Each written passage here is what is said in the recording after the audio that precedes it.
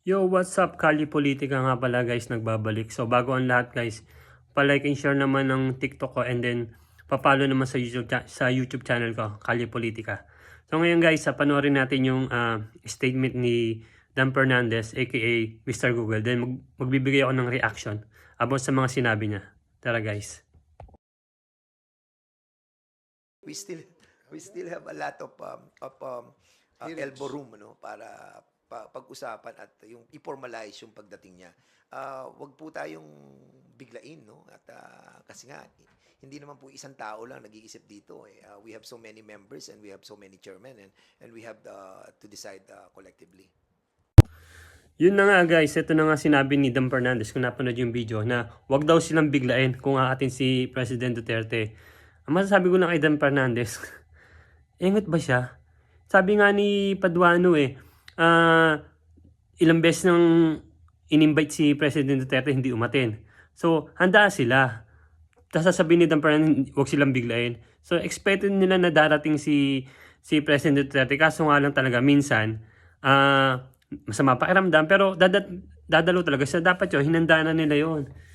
Kalokohan na yung sinasabi nila na na binigla sila. Kasi once na nagbigay sila ng ng request na umatin si President Duterte, handa talaga sila.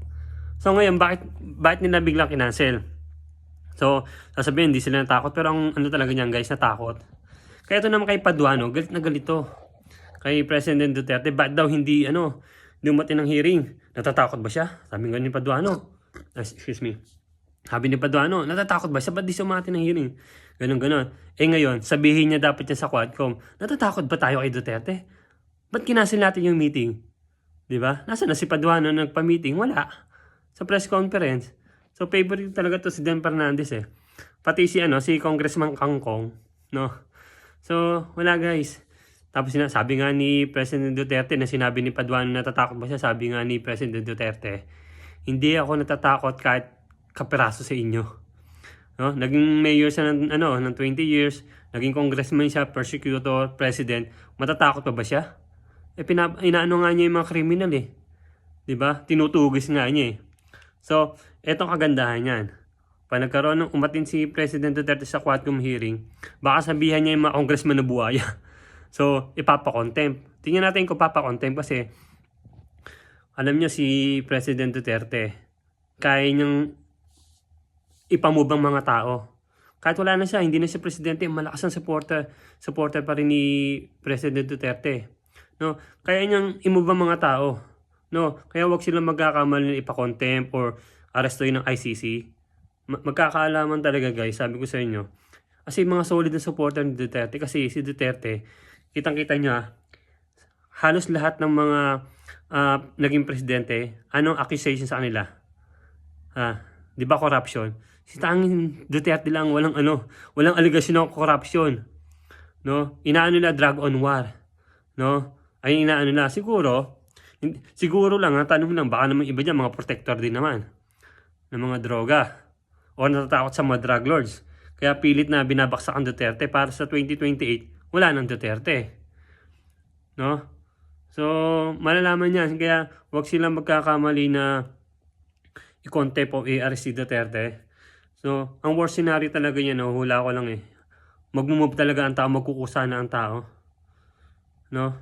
Kasi ginagamit talaga ng ng mga congressmen yung power nila sa sa Quadcom eh.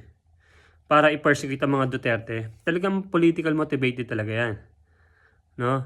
So ngayon, umatin na si bukas, cancel yung Quadcom hearing pero pupunta pa rin si President Duterte. So ngayon, pag sa next week na siya pupunta, 'di ba? Sabi, cancel daw ngayon ang Quadcom bukas. So, sa 21 daw o 23, parang ganun. Pag hindi umatin si President Duterte niya, may sasabihin na naman sila. So, umatin o hindi si President Duterte, may sasabihin sila. No? So, alam niyo na, talagang political motivated. Ngayon, sabi naman ni Congressman Kangkong na na propaganda lang daw yung pag-atin ni Duterte.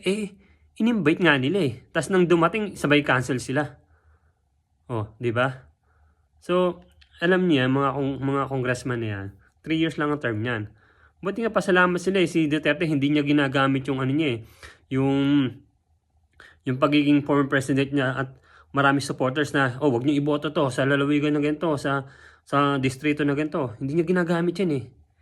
No? Kung totoo pwede niyang gawin sa mga politiko eh. No? Kasi si Duterte, halos walang kaaniya, halos walang, tawag dito, kaalyado na politiko. Alam niyo kung sino ang kaalyado ni Duterte? Masang Pilipino talaga. Si Sara Duterte sa Congress, di ba? Lagi siyang sinisiraan. Halos walang kakampi. Sino kakampi ni Sara Duterte? Pilipino, masa. No? Kaya nga, pasalamat sila, hindi sila nagbubukang bibig eh, mga Duterte na wag niyong iboto si ganyan, wag niyong iboto si ganito. No? Hindi kinakampanya nila eh. No? Kasi pag kinampanya talaga, pero yung iba, hindi kinakampanya talaga ng mga Duterte. Yung mga supporters na ang gumagawa para sa kanila. Pero pag ini nag-unity talaga, natira, sige, kada bayan, lalawigan, may mga DDS na mga leader, mga ganyan. So, solid vote talaga na ganyan. Nako, kawawa mga kalaban ng Duterte. So, sa mga national election, lahat ng bumangga sa mga Duterte, guys, matatalo. No, hula ko lang yan na karamihan matatalo. Hindi naman karamihan, baka nga walang makapasok. No? Yung mga solid na dyan na kumakalaban kay Duterte, nako, mag-iingat na kayo. Ng Fernandez, ng Laguna. Kilala ka sa Laguna, Mr. Google ka. May nalalaman ka pang Amir-Amira. Land of Gold ng Pilipinas, ginugol mo nang pala. No? So, kung ako kay Dan Fernandez, mag-seminar ka kay Atty. Topacio. Total, siya naman nagsabi sa'yo na Google boy ka eh. No, baka makita mo sa Laguna, may mga poster mo, Mr. Google. No?